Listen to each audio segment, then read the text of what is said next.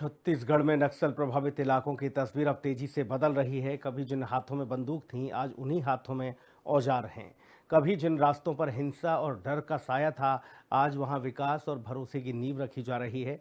मुख्यमंत्री विष्णुदेव साय की संवेदनशील सोच और स्पष्ट मंशा के अनुरूप नक्सल प्रभावित क्षेत्रों में स्थायी शांति की दिशा में ठोस और जमीनी पहल सामने आ रही है। समर्पण करने वाले 35 नक्सलियों को राजमिस्त्री का काम सिखाया गया। क्षमता के मुताबिक स्किलिंग कराकर समर्पण करने वाले नक्सलियों का पुनर्वास किया जा रहा है। रिपोर्ट देखिए।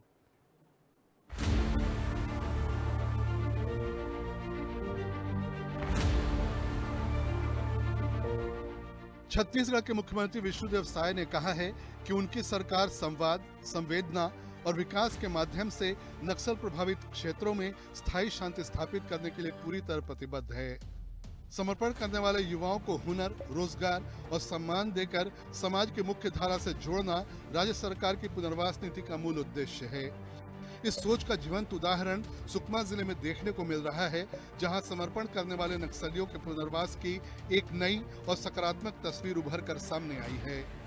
सुकमा के पुनर्वास केंद्र में रह रहे 35 समर्पण करने वाले नक्सलियों को राजमिस्त्री यानी मेसन का व्यावसायिक प्रशिक्षण दिया जा रहा है। इस पहल का उद्देश्य इन युवाओं को आत्मनिर्भर बनाना और उन्हें सम्मानजनक जीवन की ओर अग्रसर करना है। सीएम साय ने समर्पण करने वाले नक्सलियों को दी जाने वाली सुविधाओं के बारे में बताया। वो तो लगातार सरेंडर कर ही रहे हैं और हम लोग की पुनर्वास नीति भी बहुत अच्छी है। उनके भविष्य की चिंता सरकार कर रही है, स्किलिंग भी करा रहे हैं और 3 साल तक हर महीना 10,000 रुपये आर्थिक सहयोग भी कर रहे हैं। जो इनामी नक्सली थे, आत्मसमर्पण करने पर वो पैसा उनको स्वयं को दे रहे हैं।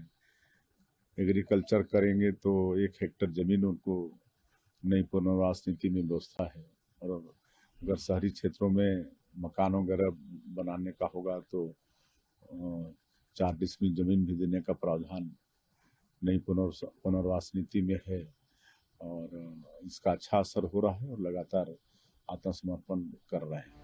ये प्रशिक्षण जिला प्रशासन और एसबीआई आरसेटी के संयुक्त सहयोग से संचालित किया जा रहा है। प्रशिक्षण कार्यक्रम में कुल 35 प्रतिभागी शामिल हैं, जिनमें 15 महिलाएं और 20 पुरुष हैं। प्रशिक्षण के दौरान भवन निर्माण से जुड़े सभी आवश्यक तकनीकी और व्यावहारिक कौशल सिखाए जा रहे हैं। इनमें नींव निर्माण, ईंट चिनाई, प्लास्टर का काम, छत ढलाई और निर्माण कार्य में गुणवत्ता मानकों का पालन जैसे विषय शामिल हैं। ये प्रशिक्षण चरणबद्ध और व्यवस्थित तरीके से किया जा रहा है ताकि प्रशिक्षण पूरा होने के बाद ये युवा किसी भी निर्माण काम में दक्षता के साथ काम कर सकें। ये पहल केवल रोजगार प्रशिक्षण तक सीमित नहीं है, बल्कि ये समर्पण करने वाले युवाओं के जीवन को नई दिशा देने का एक सशक्त माध्यम बन रहा है। प्रशिक्षण प्राप्त करने के बाद ये युवा प्रधानमंत्री आवास योजना ग्रामीण के तहत जिले में अधूरे और नए आवासों के निर्माण में सक्रिय भूमिका निभाएंगे। इससे एक और इन्हें स्थायी और सम्मानजनक रोजगार मिलेगा, वहीं दूसरी ओर नक्सल प्रभावित और दुर्गम क्षेत्रों में लंबे समय से चली आ रही कुशल राजमिस्त्रियों की कमी भी दूर होगी। समर्पण करने वाले नक्सली कैफे और दुकान भी खोल रहे हैं। नक्सलवाद भी अंतिम समय में है और आज 2000 2500 से ज्यादा हमारे भाई बहनी मन आत्मसमर्पण भी करीन है। उमन के लिए भी अच्छा हमन करत हन, उमन के जीवन आगे ठीक से चले, इसलिए उमन के स्किलिंग करात हन, उमन के रोजगार से जोड़त हन। अभी मैं 1 सप्ताह पहले बस्तर जाए रहे तो एक पंडुम कैफे वहां शहर में खोले हैं। हमारे जो नक्सल पीड़ित, जो आत्मसमर्पित बेटा बेटी बन और अच्छा वहां नाश्ता पानी की व्यवस्था, बड़ा धुसका की व्यवस्था, चाय कॉफी की व्यवस्था ये करत है। ऐसा रोजगार से जोड़े के काम हमन करत हन। राज्य सरकार इस पहल को सामाजिक बदलाव की दिशा में एक महत्वपूर्ण कदम बता रही है। समर्पण का वास्तविक अर्थ केवल हथियार छोड़ना नहीं है, बल्कि आत्मनिर्भर बनकर समाज की मुख्य धारा में सम्मान के साथ लौटना भी है। जिला प्रशासन का प्रयास है कि पुनर्वास केंद्र में रह रहे युवाओं को कौशल, रोजगार और सभी मूलभूत सुविधाएं उपलब्ध कराई जाएं, ताकि वे सम्मान के साथ जीवन जी सकें। छत्तीसगढ़ में प्रधानमंत्री आवास योजना ग्रामीण सहित अलग अलग शासकीय निर्माण के काम के लिए कुशल मानव संसाधन जरूरी है। ये प्रशिक्षण समर्पण करने वाले युवाओं को रोजगार से जोड़ने के साथ उन्हें सामाजिक सरोकारों से भी जोड़ने का काम कर रहा है। पुनर्वास के साथ नक्सलियों से मुक्त हुए इलाकों में अब विकास की बयार बह रही है। बिजली, पानी, शिक्षा, स्वास्थ्य पहुंच रहा है।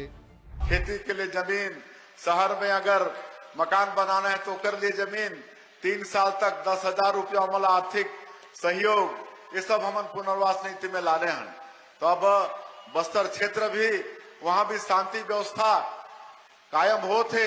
हम नियत नेलानार योजना, आपका सुंदर गांव योजना के माध्यम से सरकार के सब योजना ला भी पहुंचा था। 327 गांव से ज्यादा गांव आबाद हो चुके हैं। वहां सड़क पहुंचाए हैं, बिजली पहुंचाए हैं, पिए बर पानी पहुंचाए हैं, स्कूल वहां खुली से, अस्पताल खुली से, वहां दूर संचार के साधन खड़ा होते, तो ये विकास वहां चलत है। पुनर्वास करने वाले युवाओं की कहानियां इस बदलाव को और मजबूत बनाती हैं। ब्यूरो रिपोर्ट, हिंदी खबर।